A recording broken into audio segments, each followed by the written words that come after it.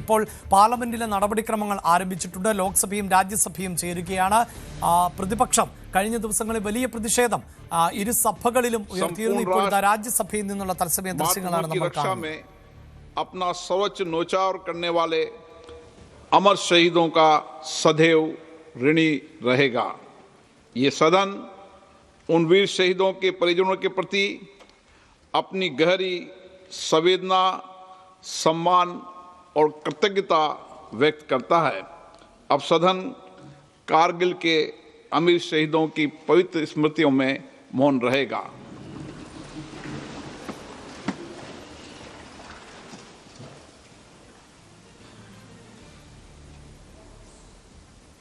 With the practices, procedures and conventions of the House and to enable them to make effective use of the various parliamentary devices available to members in the discharge of their parliamentary responsibilities. I am sure that the programs will be of immense benefit to the newly elected members. I would urge all the members to take full advantage of the valuable insights it offers into the functioning of the House. Papers to be laid on the table. श्रीमान जितिन प्रसादा जी। महोदय, मैं आपकी अनुमति। आकांक्षाएं, चुनौतियों, कठिनाइयों को भी सदन में प्रश्नकाल के माध्यम से उठाते हैं। मेरा आपसे आग्रह है कि आप प्रश्नकाल में सहयोग करें। आप जिस विषय पर भी चर्चा करना चाहते हैं, नियमों के तहत उस विषय पर चर्चा की अनुमति दी जाएगी। ये मैंने कल भी कहा था, पुनः आप लोगों से आग्रह करता हूं। मेरा आप लोगों से आग्रह है कि सदन को चलाने में सहयोग ലോക്സഭ രാജ്യസഭ നടപടികൾ ആരംഭിച്ചു. 11 മണിക്ക് തന്നെ സഭാ നടപടികൾ ആരംഭിച്ചു. ഇപ്പോൾ ലോക്സഭയിൽ പ്രതിഷേധവുമായി പ്രതിപക്ഷം രംഗത്തെത്തുന്നു എന്നതാണ് നമുക്ക് മനസ്സിലാക്കാൻ സാധിക്കുന്നത്. ലോക്സഭാ സ്പീക്കർ ഓം ബിർളയെ നമുക്ക് ദൃശ്യങ്ങളിൽ കാണാം. അതേസമയം തന്നെ ശബ്ദമുഖരിതമാണ് ഇപ്പോൾ ലോക്സഭ എന്നതാണ് മനസ്സിലാക്കാൻ സാധിക്കുന്നത്. सदन की कार्रवाई आज 12 बजे तक के लिए स्थगित की जाती है। യെസ്, സഭാ നടപടികൾ 12 മണി വരെ നിർത്തിവെച്ചിരിക്കുന്നു എന്നുള്ളതാണ്. ലോക്സഭാ നടപടികളാണ് ഇപ്പോൾ തടസ്സപ്പെട്ടിരിക്കുന്നത്. പ്രതിപക്ഷ പ്രതിഷേധം ആരംഭിച്ച ഉടൻ തന്നെ സഭാ നടപടികൾ 12 മണി വരെ നിർത്തിവെക്കുന്നു എന്ന് സ്പീക്കർ ഓം ബിർള പറയുകയാണ് ചെയ്തത്. അങ്ങനെ ഇതാ ലോക്സഭാ നടപടികൾ തടസ്സപ്പെടുകയാണ്. സഭാ നടപടികൾ ആരംഭിച്ചപ്പോൾ തന്നെ പ്രതിഷേധം നമുക്ക് ലോക്സഭയിൽ കാണാൻ സാധിച്ചു. അതേസമയം രാജ്യസഭയിൽ ഇപ്പോൾ സഭാ നടപടികൾ പുരോഗമിക്കുന്നുണ്ട്. 2025-26 के संबंध में 365वें प्रतिवेदन में अंतर्विष्ट सिफारिशों समुक्तियों पर सरकार द्वारा की गई कार्रवाई संबंधी 379वां प्रतिवेदन, शिक्षा मंत्रालय के स्कूल शिक्षा और साक्षरता विभाग के राष्ट्रीय अध्यापक शिक्षा परिषद NCETE के कार्यकरण की समीक्षा तथा राष्ट्रीय शिक्षा नीति 2020 द्वारा शिक्षकों की क्षमता विकास पर दिए गए विशेष बल के आलोक में अध्यापक प्रशिक्षण हेतु की गई पहल संबंधी 368वें प्रतिवेदन में अंतर्विष्ट सिफारिशों समुक्तियों पर सरकार द्वारा की गई कार्रवाई संबंधी 380वां प्रतिवेदन तथा शिक्षा मंत्रालय के उच्चतर शिक्षा विभाग की अनुदान मांगे 2025-26 के संबंध में 364वें प्रतिवेदन में अंतर्विष्ट सिफारिशें समुक्तियों पर सरकार द्वारा की गई कार्रवाई संबंधी 381वां प्रतिवेदन। ये प्रतिवेदन 16 जून 2026 को राज्यसभा के माननीय सभापति को तो प्रस्तुत किए गए थे जब संसद का सत्र नहीं चल रहा था, और उसी दिन लोकसभा के माननीय अध्यक्ष को अग्रेषित कर दिया गया था। राज्यसभा के माननीय सभापति ने इन प्रतिवेदनों को प्रकाशित और परिचालित करने के आदेश दिए। धन्यवाद। Statements of the public accounts committee, श्रीमान अखिलेश प्रसाद सिंह जी। सभापति महोदय, आपकी अनुमति से मैं आज की कार्यसूची में क्रम संख्या 3 पर मेरे नाम के सम्मुख यथा सूचीबद्ध लेखा समिति के प्रतिवेदनों में अंतर्विष्ट सिफारिशों पर सरकार द्वारा अंतिम की गई कार्रवाई को दर्शाने वाले विवरणों को सभा पटल पर रखता हूं। स्टेटमेंट बाय मिनिस्टर, श्रीमान V Somanna ji. Respected sir, on behalf of my colleague Sri Ravneet Singh, I rise to make a statement on the status of implementation of recommendation contained in in the 8th report of the Standing Committee on Railways, 18th Lok Sabha, on demand for grant for 26-27, the Ministry of Railways laid Rajya Sabha on 10/3/26.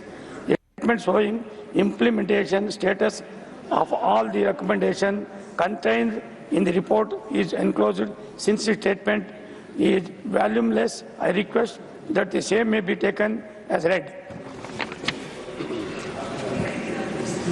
Statement regarding government business, Dr.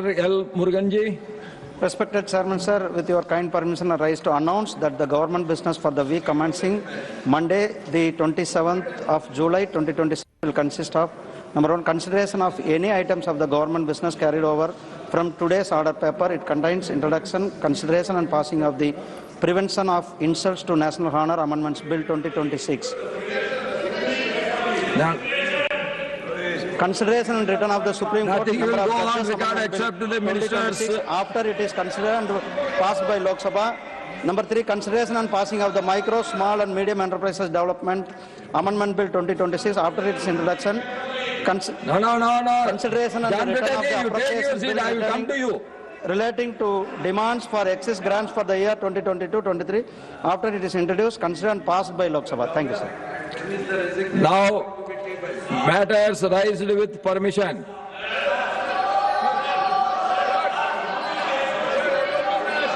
രാജ്യസഭയിലും ഇപ്പോൾ പ്രതിപക്ഷ പ്രതിഷേധം ഉയരുന്നുണ്ട്. നേരത്തെ ലോക്സഭാ നടപടികൾ തടസ്സപ്പെട്ട സാഹചര്യം. ലോക്സഭ 12 മണി വരെ നിർത്തിവെച്ചിരുന്നു. രാജ്യസഭയിൽ 20 जुलाई सोमवार को छात्रों के खिलाफ जिस तरह लाठीचार्ज उससे मेरा मन दुखा। യെസ്, ഇതാ രാജ്യസഭയും ഇപ്പോൾ പിരിഞ്ഞിരിക്കുന്നു എന്നുള്ളതാണ്. വാർത്തയുടെ വിശദാംശങ്ങളുമായി ടി ജി സജിത്താണ് ചേരുന്നത്. സജിത്ത്, 5ാം ദിവസമാണ് സഭാ നടപടികൾ ആരംഭിച്ച 5ാം ദിവസവും CJPയുടെ പ്രതിഷേധം അല്ലെങ്കിൽ വിദ്യാർത്ഥി പ്രതിഷേധത്തെ ചൊല്ലിയുള്ള വാക്പോര് കഴിഞ്ഞ ദിവസം നമ്മളത് നേരിട്ട് കണ്ടതാണ്. സർക്കാരിനെ പിന്തുണച്ചുകൊണ്ട് ഭരണകക്ഷിയും രംഗത്തെത്തുന്ന സാഹചര്യം ഉണ്ടാകുന്നു. ഇന്ന് പക്ഷേ സഭാ നടപടികൾ ആരംഭിച്ച് ഏതാനും മിനിറ്റുകൾ, 10 മിനിറ്റ് പോലും സഭ മുന്നോട്ട് പോയിട്ടില്ല എന്നതാണല്ലോ ഇന്നത്തെ സാഹചര്യം. അതെ, ഇന്നത്തെ സാഹചര്യം അതാണ്. ലോക്സഭയും രാജ്യസഭയും സ്തംഭിച്ചു. 2 സഭകളും പിരിഞ്ഞിരിക്കുകയാണ്. തുടക്കം മുതൽ തന്നെ അതാണ് സംഭവിച്ചത്. ലോക്സഭയിൽ സഭ ആരംഭിച്ചപ്പോൾ തന്നെ പ്രതിഷേധവുമായി നടുത്തളത്തിലേക്ക് ഇറങ്ങിയായിരുന്നു പ്രതിപക്ഷ എംപിമാർ. അവർ CJP വിഷയം, അവരുടെ സമര വിഷയം തന്നെയാണ് ചൂണ്ടിക്കാട്ടുന്നത്.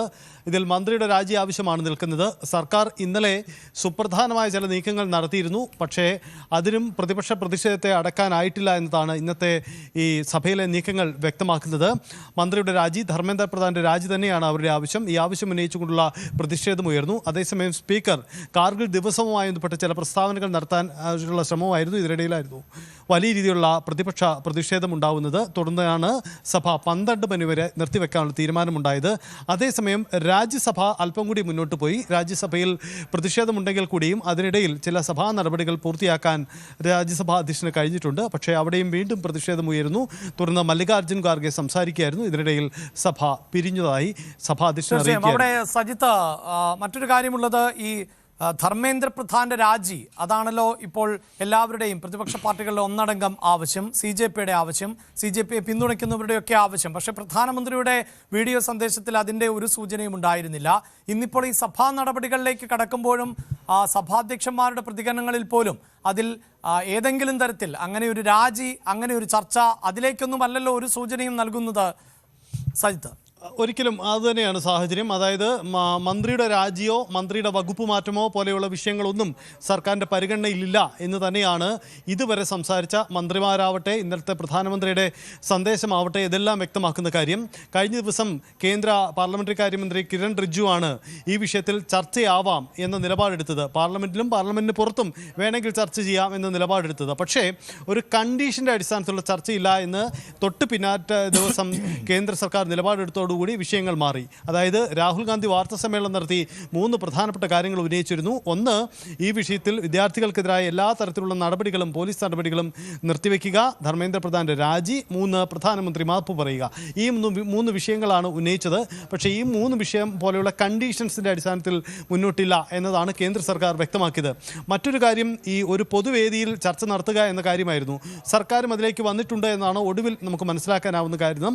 പക്ഷേ അതിനപ്പുറം ഇവരുടെ പ്രധാനപ്പെട്ട ആവശ്യമായ ധർമ്മേന്ദ്ര പ്രധാന്റെ രാജി എന്ന ആവശ്യത്തിലേക്ക് സർക്കാർ അടുക്കുന്നില്ല, അതിന് തയ്യാറാവുന്നില്ല എന്ന് തന്നെയാണ് നമുക്ക് മനസ്സിലാക്കാനാവുന്നത്. അങ്ങനെയെങ്കിൽ ഇന്ന് നടക്കുമെന്ന് പ്രതീക്ഷിക്കുന്ന ചർച്ചയിലും എന്ത് തരത്തിലുള്ള നീക്കമുണ്ടാകുമെന്ന് പ്രധാനമായും മനസ്സിലാക്കേണ്ട കാര്യമാണ്. അല്പസമയം മുമ്പ് അഭിജിത് ദീപ്കെ, ഈ CJPയുടെ സ്ഥാപകൻ, അദ്ദേഹം തന്നെ വ്യക്തമാക്കിയിരുന്നു, മന്ത്രിയുടെ രാജി എന്ന ആവശ്യത്തിനപ്പുറം ഒരു വിട്ടുവീഴ്ചയ്ക്കും ഞങ്ങൾ തയ്യാറല്ല, രാജി ആവശ്യത്തിൽ തന്നെ ഞങ്ങൾ ഉറച്ചു നിൽക്കുന്നു, സമാധാനപരമായ സമരം തുടരും എന്ന് തന്നെയാണ് അദ്ദേഹവും വ്യക്തമാക്കിയത്. അതുകൊണ്ട് ഈ ചർച്ചകൾ നടന്നാൽ പോലും അതിൻ്റെ ഒരു ഫലപ്രാപ്തി എത്രമാത്രമുണ്ട് എന്ന കാര്യത്തിൽ സംശയമുണ്ടാകും. യെസ്, ആ സഭാ നടപടികൾ രാവിലെ ആരംഭിച്ചപ്പോൾ തന്നെ 11 മണിക്കാണ് ലോക്സഭ രാജ്യസഭാ നടപടികൾ ആരംഭിക്കുന്നത്. 10 മിനിറ്റ് പോലും പൂർത്തിയാക്കാൻ ഇന്നും സാധിച്ചിട്ടില്ല. ഇന്ന് 5ാം ദിവസമാണ് സമ്മേളനം ആരംഭിച്ചിട്ട്. ഇപ്പോൾ 12 മണി വരെ സഭാ നടപടികൾ നിർത്തിവെച്ചിരിക്കുകയാണ്.